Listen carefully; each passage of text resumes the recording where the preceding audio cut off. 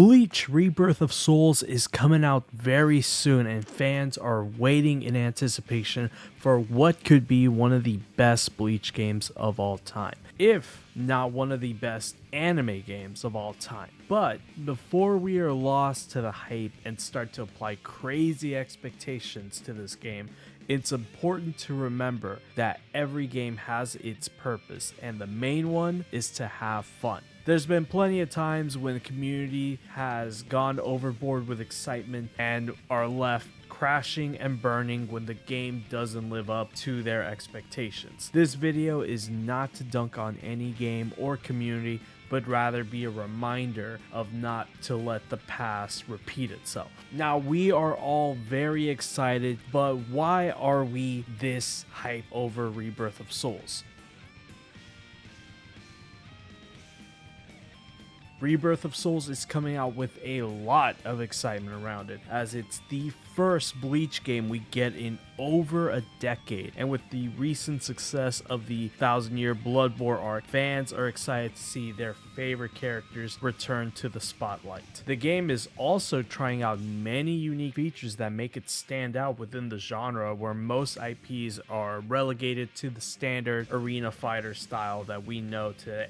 It's actually off to a better start compared to similar titles, as they said the single player is roughly 40 hours, and it has its own unique take in terms of mechanics with the Reishi system that sets it apart from previous games. It's also being played at a seemingly slower pace compared to the rest, which may in turn actually affect where players need to focus their skills on. So if you got no neutral, a super dash, super run, whatever get in for free mechanic isn't going to save you. So even with all the hype surrounding it, we can't forget another game that had a similar, if not bigger, anticipation than this one. Yes, of course, I'm talking about Sparking Zero.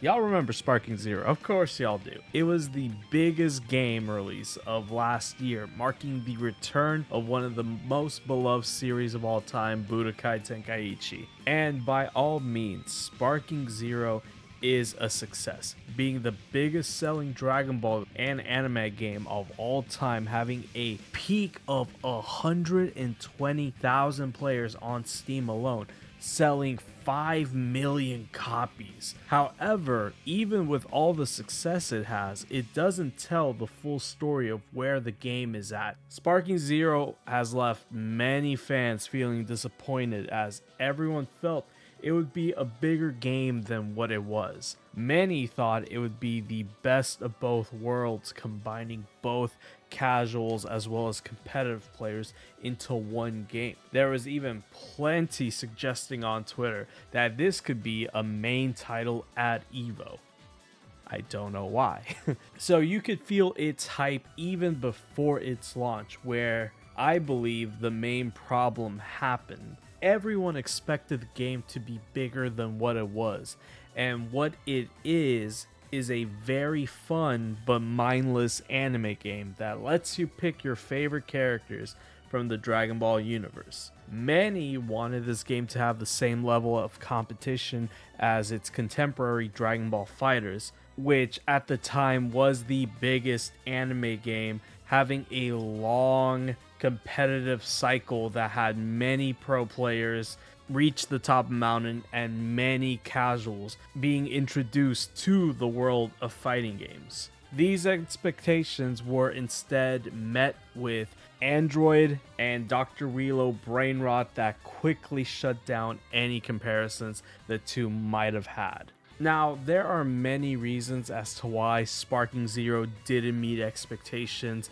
but that's a video for another day. The main takeaway I'm trying to put is not to have these high expectations for these games. Even though Rebirth of Souls looks to be a fresh take on the anime arena genre, this game will most likely have a different purpose than what most expect. Now you're probably wondering, what is this game's purpose? And well, to me at least, Rebirth of Souls' main goal is the same as any other anime game, and that is to make money in exchange for you, the player, to use the characters you know and love from the show. One aspect that many aren't talking about is that this game is essentially a reintroduction of Bleach to the general audience. Bleach hasn't had any new season in a long time, and the latest arc is proving to be a major success, which definitely played a factor in this game's creation. Many other IPs have a new game every other year, but if you are a Bleach fan, you were starving for a very, very long time. So this game is most likely going to be used as some metric if we ever get other games or projects in the future. But before everyone starts to make the game more than what it is and starts claiming the game should be played like this instead of that,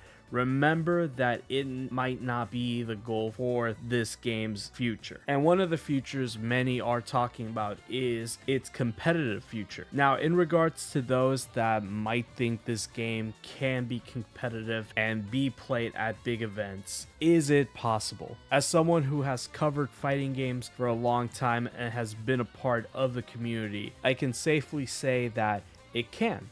It can definitely be played at a competitive level. Every fighting game that comes into existence has the potential to be played at a competitive level, no matter how brain dead you think the mechanics are or how easy it may seem to be. Whether there's 10 players or 10,000, you can play any game as long as there's a player 1 and player 2 at a competitive level. Now, I understand that everyone wants their game to be highlighted in front of the community. Many players, regardless of the game, want their scene community represented at the highest level possible. It's why the NetherRealm community is so adamant on their game belonging at majors like EVO, despite the lower turnout and questionable support from the devs and publisher. Rebirth of Souls, Sparking Zero, even the latest Jujutsu and Demon Slayer games can be played at tournaments. Players just need to realize that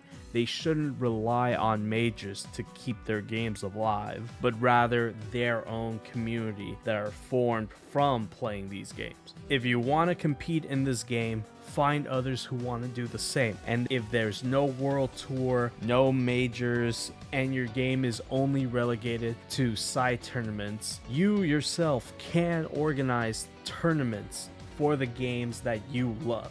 This game will have its fans regardless of what the competitive scene is like, and if you want more out of the game, it's up to you to make it happen. The moral of the story is, guys, don't set yourself up for disappointment. Enjoy the game for what it is and what it will be, and you can avoid crashing and burning like many did before. I want nothing but the best for Bleach Rebirth of Souls.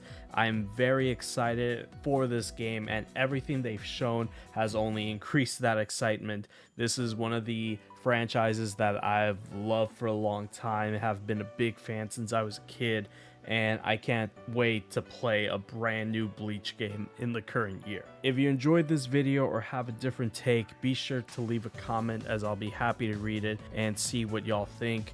And also expect more Rebirth of Souls videos. I hope it's a game that I fall in love with and can share my experiences with all of y'all. And hopefully it doesn't turn out to be somewhat of a disappointment compared to others. Keep an eye out on the channel for more videos, guys, and I'll see y'all on the next one. Take care.